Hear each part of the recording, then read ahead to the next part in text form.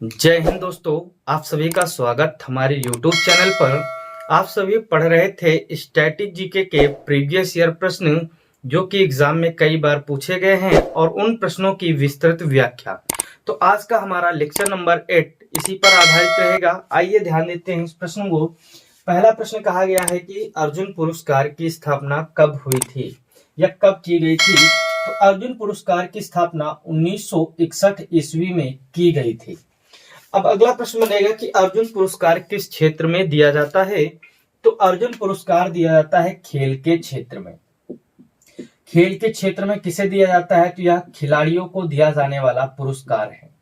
खिलाड़ियों को दिया जाने वाला पुरस्कार है अर्जुन पुरस्कार। याद रखेंगे, काफी महत्वपूर्ण फैक्ट है। अब यहीं पे हम बात करेंगे अन्य पुरस्कार की जो हमारे एग्जाम में कई बार पूछे गए हैं। तो सभी पुरस्कार को एक साथ नोट करेंगे। सबसे पहले हम बात करेंगे भारत के सबसे बड़े पुरस्कार की, भारत रत्न की। भारत रत्न और पद्म पुरस्कार। भारत का सबसे बड़ा नागरिक पुरस्कार कौन सा है? तो आंसर है भारत रत्न पहले नंबर पर, दूसरे नंबर पर पद्म विभूषण, तीसरे नंबर पर पद्म भूषण और चौथे नंबर पर पद्मश्री। तो इन पुरस्कार की स्थापना कब हुई थी? तो 1954 ईस्वी में इन पुरस्कार की स्थापना की गई थी। वर्तमान इन पुरस्कार की स्थापना पूछा गया किसके द्वारा की गई थी। तो इन पुरस्कार की स्थापना उस समय के राष्ट्रपति या बात करें भारत के पहले राष्ट्रपति डॉक्टर राजेंद्र प्रसाद के द्वारा की गई थी। डॉक्टर राजेंद्र प्रसाद के द्वारा 1954 ईस्वी में पहली बार भारत रत्न पुरस्कार की शुरुआत की गई थी और साथ में पद्म पुरस्कार की शुरुआत की गई थी। तो 1954 में पहली बार भारत रत्न पुरस्कार 3 लोगों को दिया गया। 3 लोग कौन कौन से हैं? तो याद रखेंगे, इनके नाम काफी इंपॉर्टेंट हैं। चक्रवर्ती राज गोपालाचारी, सर्वपल्ली राधाकृष्णन और सीवी रमन। इनको पहली बार दिया गया था भारत रत्न। भारत रत्न पाने वाले पहले विदेशी कौन है और पहली महिला कौन है? तो भारत रत्न पाने वाले पहले विदेशी हैं खान अब्दुल गफ्फार खान और दूसरे विदेशी हैं नेल्सन मंडेला। बात करेंगे पहली महिला, तो पहली महिला है इंदिरा गांधी। काफी महत्वपूर्ण फैक्ट है और एग्जाम में यहाँ से प्रश्न बनते भी हैं। आइए ध्यान देते हैं अगला है साहित्य अकादमी पुरस्कार। साहित्य अकादमी पुरस्कार। साहित्य अकादमी पुरस्कार की स्थापना हुई थी 1954 ईस्वी में और ये पहली बार दिए गए थे 1955 ईस्वी में। तो याद रखेंगे, साहित्य अकादमी पुरस्कार की स्थापना कब हुई? 1954 में और ये पहली बार कब दिए गए? तो 1955 ईस्वी में दिए गए। यहीं पे बात करेंगे पहला राष्ट्रीय फिल्म पुरस्कार। पहला राष्ट्रीय फिल्म पुरस्कार कब दिया गया? तो आंसर है 1954 ईस्वी में दिया गया था पहला राष्ट्रीय फिल्म पुरस्कार। तो आइए ध्यान देते हैं अगला पुरस्कार। अगला है हमारे पास ज्ञानपीठ पुरस्कार। ज्ञानपीठ पुरस्कार की शुरुआत कब हुई? तो 1961 ईस्वी में स्थापना हुई थी और यह पुरस्कार पहली बार दिया गया था 1965 ईस्वी में। तो ज्ञानपीठ पुरस्कार की अगर हम बात करें तो यह साहित्य के क्षेत्र में दिया जाता है। ज्ञानपीठ पुरस्कार पहली बार दिया गया था मलयालम भाषा के लिए जी शंकर कुरूप को और इनकी रचना थी आड़ा विजयी। याद रखेंगे। और ज्ञानपीठ पुरस्कार पाने वाली पहली महिला है आशा पूर्णा देवी। अगला प्रश्न ध्यान देंगे, रमन मैग्सेसे पुरस्कार। रमन मैग्सेसे पुरस्कार। अब रमन मैग्सेसे पुरस्कार को एशिया का नोबेल पुरस्कार कहा जाता है। यह फिलीपींस के पूर्व राष्ट्रपति रमन मैग्सेसे की याद में दिया जाता है। इसकी स्थापना 1957 ईस्वी में हुई थी और यह पहली बार 1958 ईस्वी में दिए गए थे। याद रखेंगे, काफी महत्वपूर्ण फैक्ट है। अगला यहीं पे हम बात करेंगे शांति स्वरूप भटनागर पुरस्कार की। शांति स्वरूप भटनागर पुरस्कार। तो शांति स्वरूप भटनागर पुरस्कार की स्थापना 1957 ईस्वी में हुई थी और यह पहली बार दिए गए थे 1958 ईस्वी में। तो शांति स्वरूप भटनागर पुरस्कार दिया जाता है विज्ञान के क्षेत्र में। याद रखेंगे, काफी महत्वपूर्ण प्रश्न है। यहीं पे अगला हम बात करेंगे बुकर पुरस्कार की। तो बुकर पुरस्कार की स्थापना कब हुई थी? तो 1969 ईस्वी में बुकर पुरस्कार की स्थापना हुई थी। अगला है 1969 में और क्या हुआ था? तो 1969 में एक और पुरस्कार की शुरुआत हुई थी जिसे हम लोग कहते हैं दादा साहब फाल्के पुरस्कार।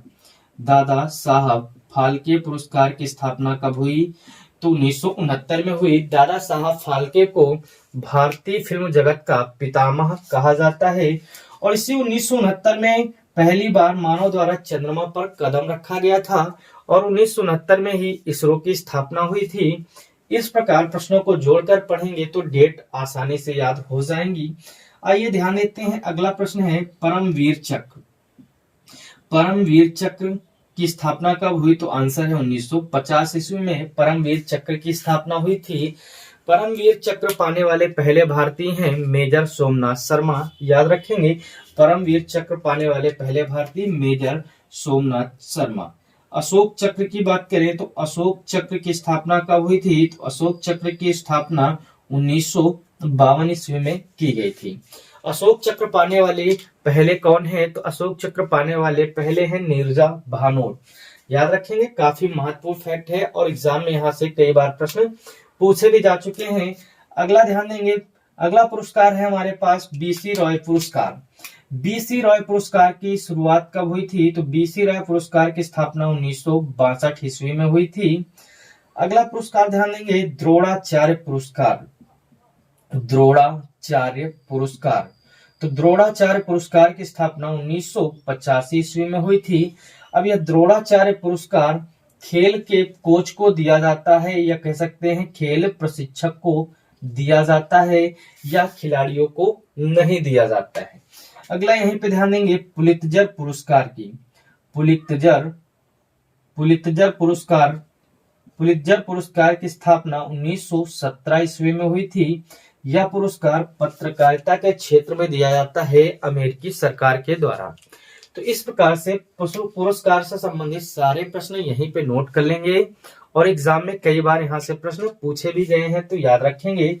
आइए ध्यान देते हैं अगला प्रश्न बताया गया है कि गूगल की स्थापना कब की गई थी? तो ध्यान देंगे, गूगल की स्थापना की गई थी 1998 ईस्वी में। तो लिखेंगे गूगल की स्थापना कब हुई? तो गूगल की स्थापना हुई थी 1998 ईस्वी में। गूगल की स्थापना 1998 ईस्वी में हुई थी। यहीं पे हम बात करेंगे गूगल के संस्थापक कौन थे। तो गूगल के संस्थापक की अगर हम बात करें तो एक हैं लैरी पेज और दूसरे हैं सर्गी ब्रिन। तो दो लोगों ने मिलकर की थी गूगल की स्थापना, लैरी पेज और सर्गे ब्रिन। यहीं पे पूछा आता है गूगल की ट्रांसपेरेंट कंपनी कौन सी है? तो गूगल की जो ट्रांसपेरेंट कंपनी है उसका नाम है अल्फाबेट गूगल की ट्रांसपेरेंट कंपनी है। तो गूगल एक सोशल मीडिया प्लेटफॉर्म है। तो यहीं पर हम सोशल मीडिया से संबंधित अन्य जो प्रश्न पूछे गए हैं एग्जाम में उन सभी को रिवाइज करेंगे और जिनके पास नोट्स नहीं है तो वो नोट भी करते रहेंगे। बात करेंगे माइक्रोसॉफ्ट की स्थापना कब हुई थी? तो माइक्रोसॉफ्ट की स्थापना 1974 ईस्वी में हुई थी। यहीं पे बात करेंगे एप्पल कंपनी की स्थापना कब हुई थी? तो एप्पल कंपनी की स्थापना 1976 ईस्वी में हुई थी। ध्यान देंगे 1975 में हुई थी माइक्रोसॉफ्ट की स्थापना। एप्पल कंपनी की स्थापना 1976 ईस्वी में हुई थी। www की बात करें तो इसकी स्थापना 1989 ईस्वी में हुई थी।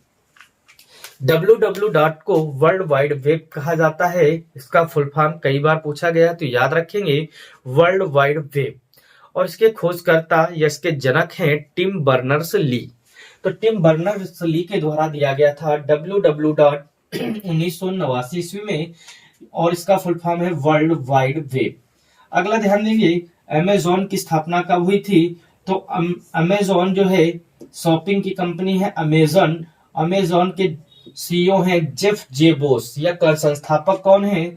जेफ जेबोस। कई बार पूछा जा चुका है तो अमेजॉन के एक संस्थापक है जेफ जेबोस। अमेजॉन की स्थापना कब हुई? तो अमेजॉन की स्थापना हुई थी 1994 ईस्वी में। यहीं पर अगर हम बात करें कि फेसबुक की स्थापना कब हुई थी? तो फेसबुक की स्थापना हुई थी 2004 ईस्वी में। यूट्यूब की स्थापना कब हुई थी? तो यूट्यूब की स्थापना हुई थी 2005 ईस्वी में। ट्विटर की स्थापना कब हुई थी? तो ट्विटर की स्थापना हुई थी 2006 ईस्वी में। व्हाट्सएप की स्थापना कब हुई थी? तो व्हाट्सएप की स्थापना 2009 में हुई थी। इंस्टाग्राम की स्थापना कब हुई थी? तो इंस्टाग्राम की स्थापना 2011 ईस्वी में हुई थी। टेलीग्राम की स्थापना हुई थी 2013 ईस्वी में। तो ये सभी प्रश्न जो है एग्जाम में कई बार पूछे जा चुके हैं। एक बार प्रश्न पूछा गया था यूट्यूब का अर्थ क्या है? यूट्यूब का अर्थ होता है अपने आप को प्रसारित करना, अपने आप को दिखाना। यूट्यूब, यू का मतलब स्वयं को दिखाना या प्रसारित करना यूट्यूब है। याद रखेंगे एप्पल की स्थापना 1975 में हुई थी, सॉरी माइक्रोसॉफ्ट की स्थापना 1975 में हुई थी। एप्पल की स्थापना 1976 में हुई थी। www की स्थापना 1989 में हुई थी। अमेजन की स्थापना 1994, फेसबुक की स्थापना 2004 में, यूट्यूब की स्थापना 2005 में हुई थी, ट्विटर की 2006 में और व्हाट्सएप की 2009 में, इंस्टाग्राम की 2011 में और टेलीग्राम की 2013 में। तो ये सभी महत्वपूर्ण प्रश्न हैं, इनको नोट करते रहिएगा। आइए ध्यान देते हैं अगले प्रश्न की तरफ। अगला प्रश्न हमारा है दांडी मार्च में महात्मा गांधी के साथ कौन पत्रकार था? तो दांडी मार्च में कौन अमेरिकी पत्रकार महात्मा गांधी के साथ था? तो याद रखेंगे यहाँ पे काफी महत्वपूर्ण प्रश्न पूछे जाते हैं महात्मा गांधी से। तो यहाँ पे ध्यान देंगे पत्रकार की अगर हम बात करें तो दो पत्रकार गांधी जी के जीवन में काफी महत्वपूर्ण थे। एक का नाम था वेब मिलर और दूसरा पत्रकार था लुई फिशर। दो पत्रकार थे ये गांधी जी के जीवन में और यहाँ से काफी बार प्रश्न पूछे भी गए हमारे एग्जाम में, तो नोट करेंगे। तो वेब मिलर गांधी जी के साथ था 1930 के दौरान। कब था? 1930 के दौरान, दांडी मार्च और सविनय अवज्ञा आंदोलन के दौरान। लुई फिशर गांधी जी के साथ था 1942 में भारत छोड़ो आंदोलन के दौरान। तो इस प्रश्न का जो राइट आंसर हो जाएगा वेब मिलर हो जाएगा। अब ध्यान देंगे लुई फिशर द्वारा ही गांधी जी की जीवनी लिखी गई थी। गांधी जी की जीवनी लिखने वाला पत्रकार कौन था? तो लुई फिशर था। अब यहीं पे हम दांडी मार्च की अगर बात करें तो दांडी मार्च की शुरुआत कब हुई थी? तो दांडी मार्च की शुरुआत 12 मार्च 1930 ईस्वी में साबरमती आश्रम से हुई थी। तो नोट करेंगे दांडी मार्च की शुरुआत 12 मार्च 1930 ईस्वी में हुई थी। कहां से? साबरमती आश्रम से। यह दांडी मार्च नमक कानून के विरोध में शुरू किया गया था और यह समाप्त हुआ था 6 अप्रैल 1930 में। 6 अप्रैल 1930 में गांधी जी द्वारा नवसारी में समुद्र के जल से नमक बनाकर नमक कानून तोड़ा गया था। पूछा गया इस दांडी मार्च में गांधी जी के साथ कितने लोग थे? तो 78 लोग थे।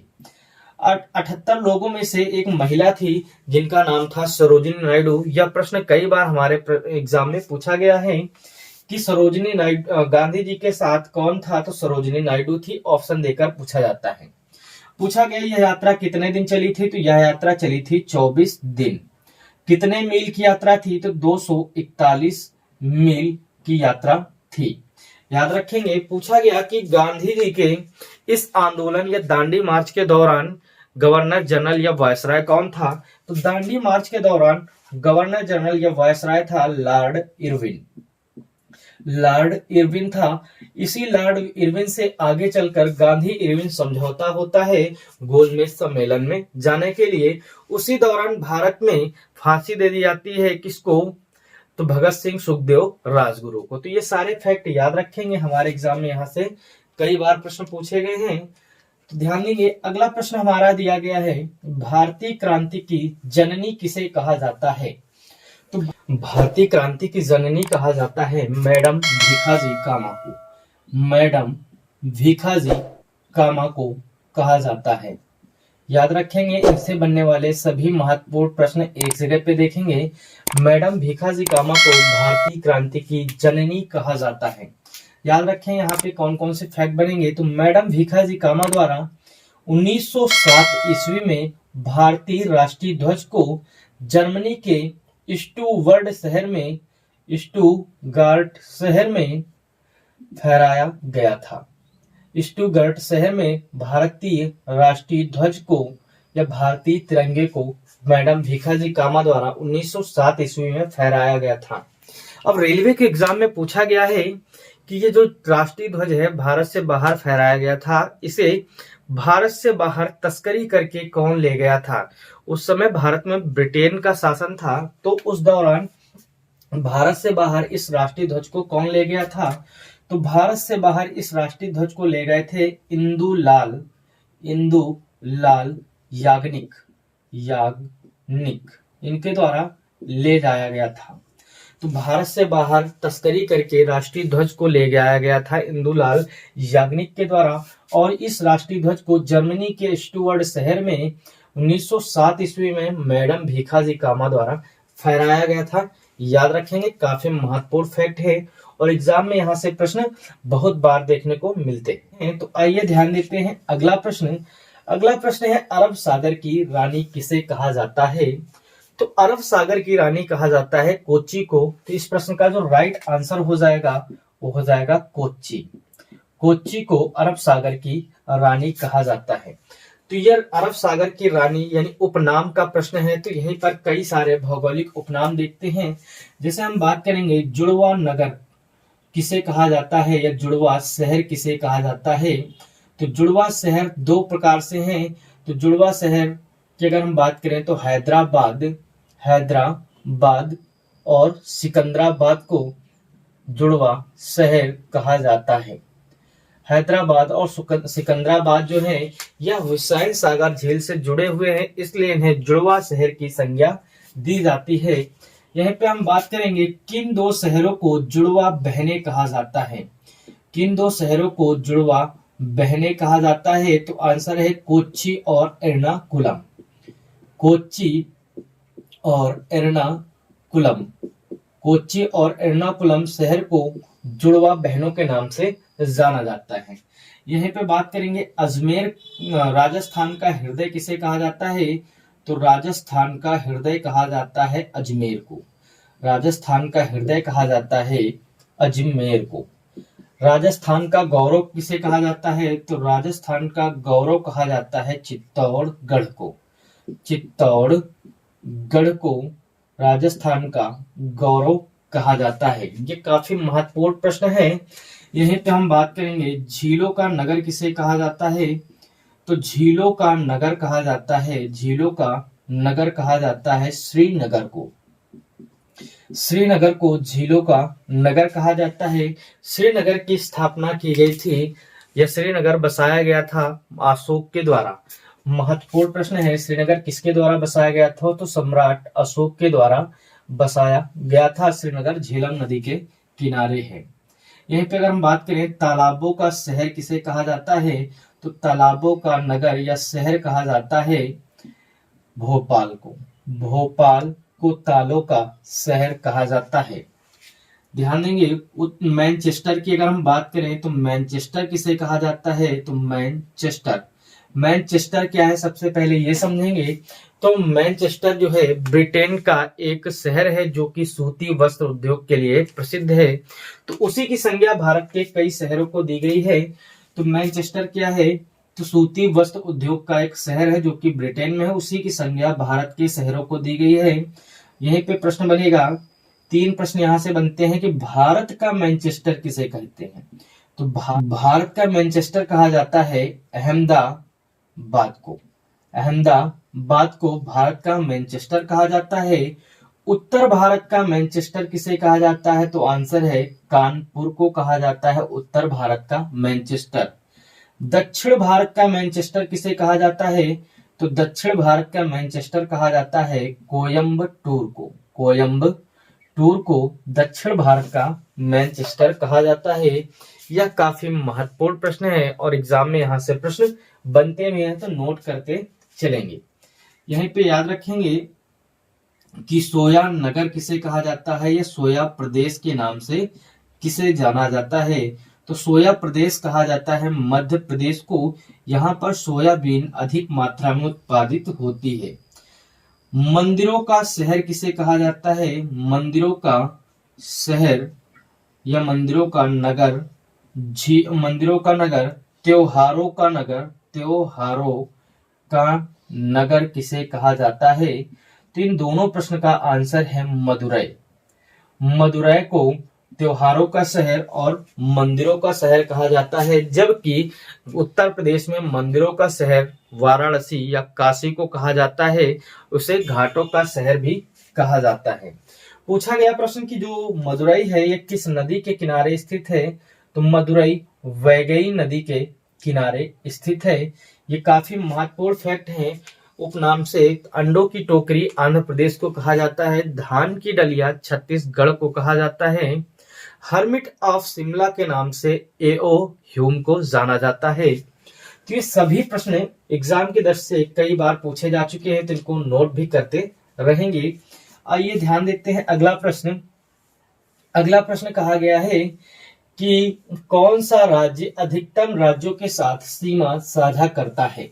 कौन सा राज्य अधिकतम राज्यों के साथ सीमा साझा करता है? तो इस प्रश्न का जो राइट आंसर हो जाएगा उत्तर प्रदेश। उत्तर प्रदेश कितने राज्यों के साथ सीमा साझा करता है? तो उत्तर प्रदेश 8 राज्य और एक केंद्र शासित राज्य के साथ सीमा साझा करता है।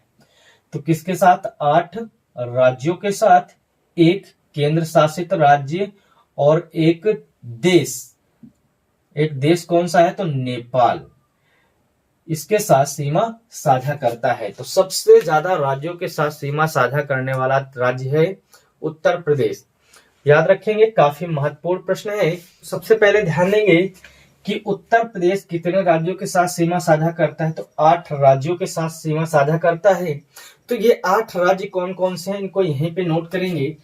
उत्तर प्रदेश, उत्तर प्रदेश की अगर हम बात करें तो ऊपर में सीमा साझा करता है, ऊपर में सीमा साझा करता है हिमाचल प्रदेश, इधर सीमा साझा करता है उत्तराखंड से, यहाँ पर सीमा साझा करता है हरियाणा से, हरियाणा के बाद राजस्थान से, और यहाँ मध्य प्रदेश से, फिर छत्तीसगढ़ से, छत्तीसगढ़ के बाद बिहार से, और छत्तीसगढ़ के बाद झारखंड से, और झारखंड के बाद बिहार से।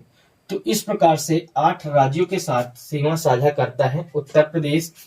3 3 6 2 8। और यहीं पर पड़ता है हमारा दिल्ली, की एक केंद्र शासित राज्य है जिससे सीमा साझा करता है उत्तर प्रदेश। और इधर साइड पड़ता है नेपाल, नेपाल से भी सीमा साझा करता है। तो ये इस प्रकार से प्रश्न पूछे जाते हैं कि निम्न में से कौन सा राज्य उत्तर प्रदेश की सीमा के साथ नहीं लगा हुआ है। तो अगर ये हमें अब पता है तो हम इस ऐसे प्रश्नों को आसानी से कर सकते हैं। तो आइए ध्यान देते हैं सीमा से संबंधित बनने वाले प्रश्न कौन कौन से हैं। तो सबसे पहले ध्यान दें कि सबसे सर्वाधिक देशों के साथ सीमा किसकी लगती है। तो सर्वाधिक सीमा किस देश के साथ लगती है? तो सर्वाधिक देशों से सीमा साझा करने वाला देश कौन है? तो सर्वाधिक 13 देशों से सीमा साझा करता है कौन? 13 देशों से सीमा साझा करता है चीन। चीन की सीमा सबसे ज्यादा देशों से लगती है, आंसर 13 देशों से लगती है। याद रखें, काफी महत्वपूर्ण प्रश्न है। चीन की राजधानी बीजिंग है और यहाँ की मुद्रा युआन या रेमबीबी है। काफी महत्वपूर्ण प्रश्न है और एग्जाम में यहाँ से प्रश्न पूछे भी गए हैं, तो याद रखेंगे। यहीं पे हम बात करते हैं भारत की सीमा की, किन किन देशों से लगती है। तो भारत की सीमा लगती है कौन कौन से देशों से, इसके लिए ट्रिक है। ट्रिक कौन सी है? तो नोट करेंगे, बचपन में MBA, बचपन MBA, बचपन में MBA। बी से बांग्लादेश, बांग्लादेश, बी से बांग्लादेश, चा से चीन, पा से पाकिस्तान, ना से नेपाल, एम से म्यांमार, म्यांमार, बी से भूटान, भूटान, और ए से अफगानिस्तान, अफगानिस्तान। तो याद रखेंगे ये इस प्रकार से विभिन्न देश हैं जो स्थलीय सीमा को छूते हैं। इनकी संख्या कितनी है? इनकी संख्या है 7। 1 2 3 4 5 6 7। तो 7 देश ऐसे हैं जो भारतीय स्थलीय सीमा को छूते हैं या स्पर्श करते हैं। सबसे ज्यादा भारतीय सीमा किस देश के साथ लगती है? तो भारत की सीमा सर्वाधिक लगती है बांग्लादेश के साथ। कितनी? 4096 किलोमीटर। सबसे ज्यादा सीमा किससे लगती है? तो बांग्लादेश से। सबसे कम अफगानिस्तान से लगती है 105 किलोमीटर। कहीं कहीं मिलेगा 106 किलोमीटर, तो कंफ्यूज नहीं होना है। तो सबसे ज्यादा सीमा लगती है बांग्लादेश और सबसे कम लगती है अफगानिस्तान के साथ। यहीं पे हम बात करेंगे विभिन्न देशों की सीमा रेखाओं से संबंधित बनने वाले प्रश्न। ध्यान देंगे सीमा रेखा से कौन कौन से प्रश्न बनते हैं। सबसे पहला प्रश्न ध्यान दें कि डूरंड रेखा किन दो देशों के बीच है? डूरंड रेखा किन दो देशों के बीच है? तो डूरंड रेखा कहीं कहीं पे प्रश्न में मिलता है भारत और अफगानिस्तान के बीच में है, और कहीं कहीं अफगानिस्तान और पाकिस्तान के बीच में बताया जाता है। तो अफगानिस्तान और भारत के बीच में पहले थी, और वर्तमान में भारत के हिस्सा पीओके को कब्जा कर रखा है पाकिस्तान ने, तो पाकिस्तान के साथ भी सीमा बनती है। डूरंड रेखा का निर्धारण कब किया गया था? तो 1893 ईस्वी में सर डूरंड के द्वारा डूरंड रेखा का निर्धारण किया गया था। डूरंड सीमा रेखा भारत अफगानिस्तान के बीच में है, या कह सकते हैं भारत पाकिस्तान के बीच में है। यहीं पे बात करेंगे मैक-मोहन रेखा की। मैक-मोहन सीमा रेखा किन दो देशों के बीच है? तो भारत और चीन के बीच में है। भारत और चीन के बीच में है मैक-मोहन रेखा। इसका निर्धारण कब किया गया था? तो इसका निर्धारण 1914 में शिमला सम्मेलन के दौरान किया गया था। शिमला सम्मेलन के दौरान किया गया था। शिमला सम्मेलन के दौरान मैक-मोहन रेखा का निर्धारण सर मैक-मोहन के द्वारा किया गया था। यहीं पे हम ध्यान देंगे रेड क्लिफ रेखा किन दो देशों के बीच है? रेड क्लिफ रेखा किन दो देशों के बीच है? तो इसका निर्धारण 1947 में सर रेडक्लिफ के द्वारा किया गया था। यह भारत और पाकिस्तान के बीच में स्थित है। इंडिया और पाकिस्तान के बीच में है। इसका निर्धारण 1947 में किया गया था। यहीं पे हम बात करेंगे शून्य रेखा किन राज्य और देश के बीच में है? तो शून्य रेखा या जीरो लाइन, शून्य रेखा या जीरो लाइन कहां पर है? तो यह बांग्लादेश और त्रिपुरा के बीच में है। त्रिपुरा के बीच में है। तो याद रखेंगे शून्य रेखा बांग्लादेश और त्रिपुरा के मध्य में है। यहीं पे हम बात करेंगे 24वीं समांतर रेखा। 24वीं समांतर रेखा कहां पर है?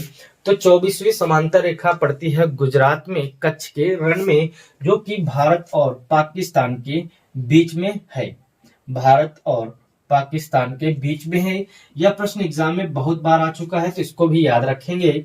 अब यहाँ पे हम बात करेंगे 17वीं समांतर रेखा। 17वीं समांतर रेखा किन दो देशों के बीच में है? तो 17वीं समांतर रेखा है उत्तरी वियतनाम और दक्षिणी वियतनाम के बीच में। दक्षिणी वियतनाम के बीच में है। यहीं पे अगर हम बात करें कि 38वीं समांतर रेखा किन दो देशों के बीच है? उत्तर कोरिया और दक्षिण कोरिया के मध्य है। तो 38वीं समांतर रेखा उत्तर कोरिया और दक्षिण कोरिया के मध्य है। उत्तर कोरिया और दक्षिण कोरिया देश के मध्य है। सभी के लिए प्रश्न है, उत्तर कोरिया की राजधानी क्या है और दक्षिण कोरिया की राजधानी क्या है? यहीं पे ध्यान देंगे 49वीं समांतर रेखा। तो 49वीं समांतर रेखा अमेरिका और कनाडा के बीच में है। अमेरिका और कनाडा के मध्य में पड़ती है। याद रखेंगे अमेरिका और कनाडा के मध्य 49वीं समांतर रेखा पड़ती है। 17वीं समांतर रेखा उत्तरी वियतनाम और दक्षिणी वियतनाम के मध्य पड़ती है। 38वीं समांतर रेखा उत्तर कोरिया और दक्षिण कोरिया के मध्य पड़ती है। 24वीं समांतर रेखा कच्छ की खाड़ी में है, जो कि भारत और पाकिस्तान के बीच में है। तो शून्य रेखा कहाँ है? तो भारत के त्रिपुरा और बांग्लादेश के मध्य है। यहीं पे हम बात करेंगे हिंडनबर्ग रेखा किन देश के मध्य है? हिंडनबर्ग रेखा यह है जर्मनी और पोलैंड के मध्य। जर्मनी और पोलैंड देश के मध्य है।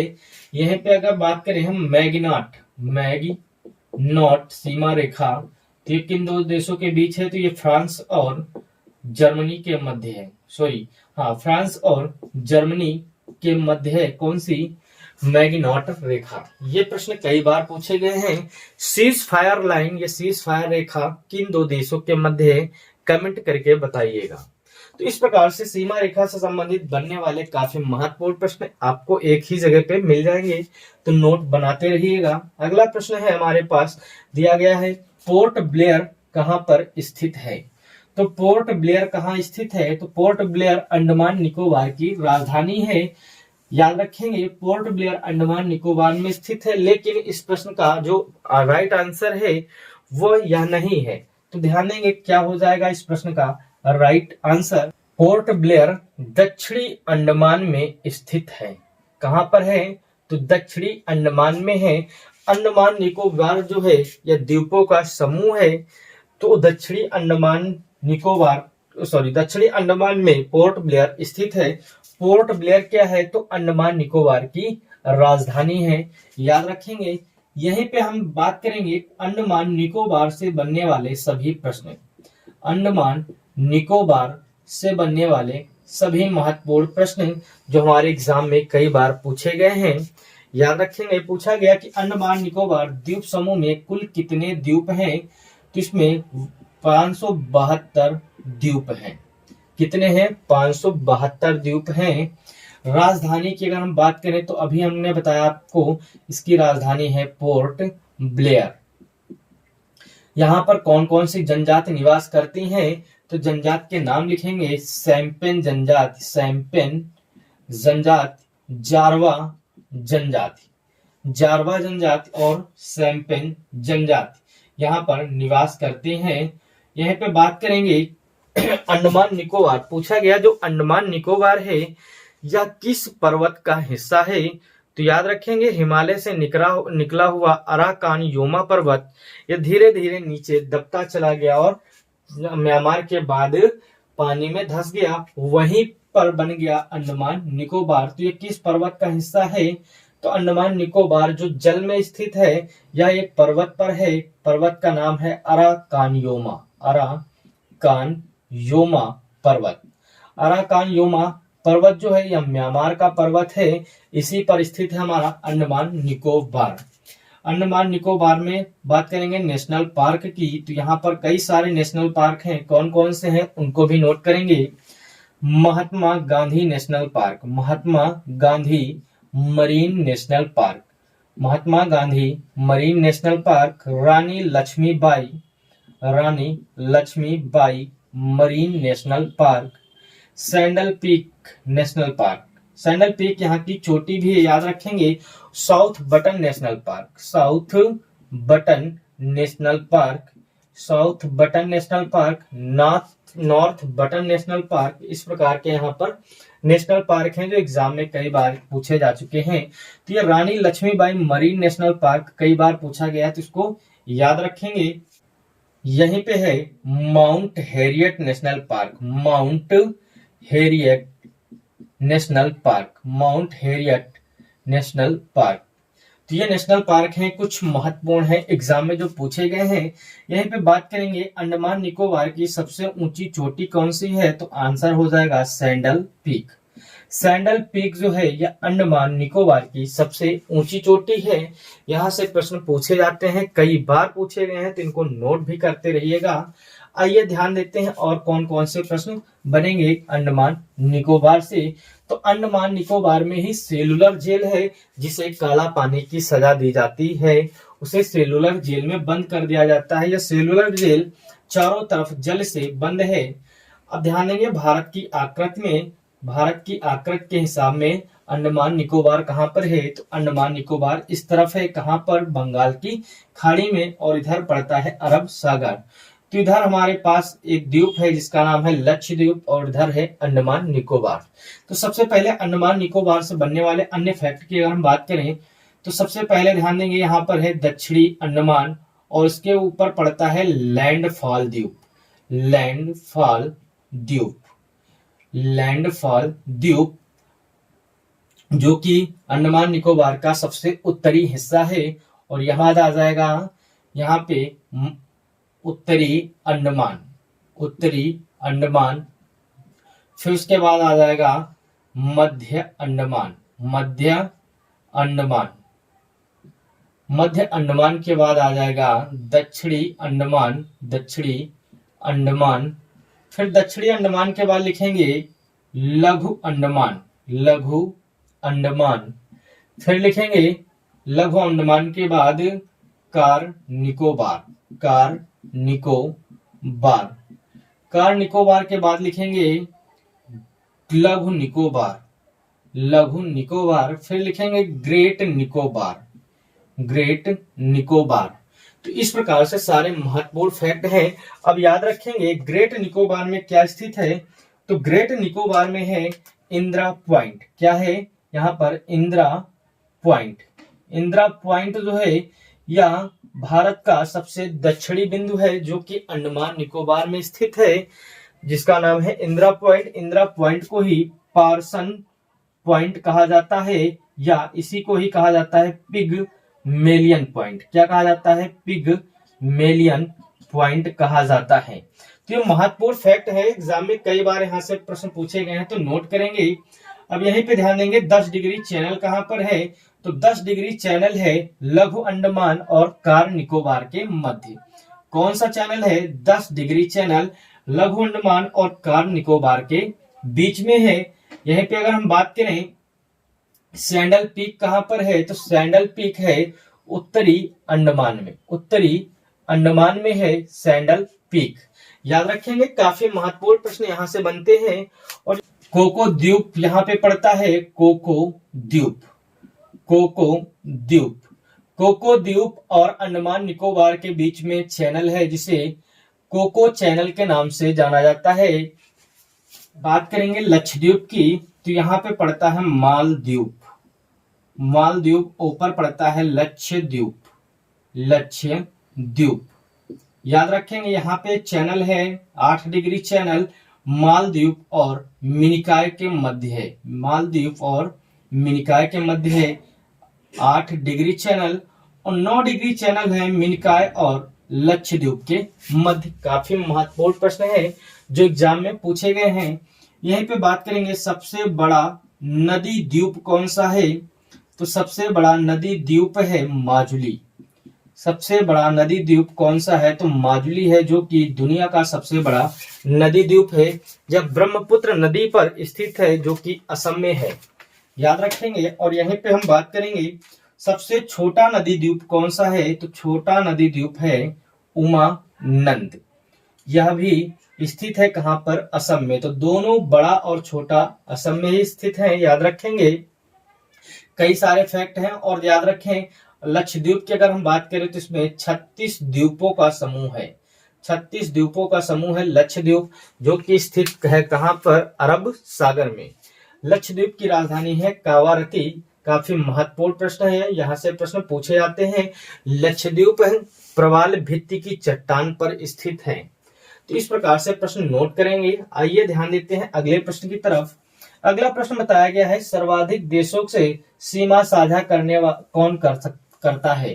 तो सर्वाधिक देशों से सीमा कौन साझा करता है? तो अभी आपको पिछले प्रश्न में बता दिया गया है कि सर्वाधिक देशों के साथ सीमा साझा करता है चीन।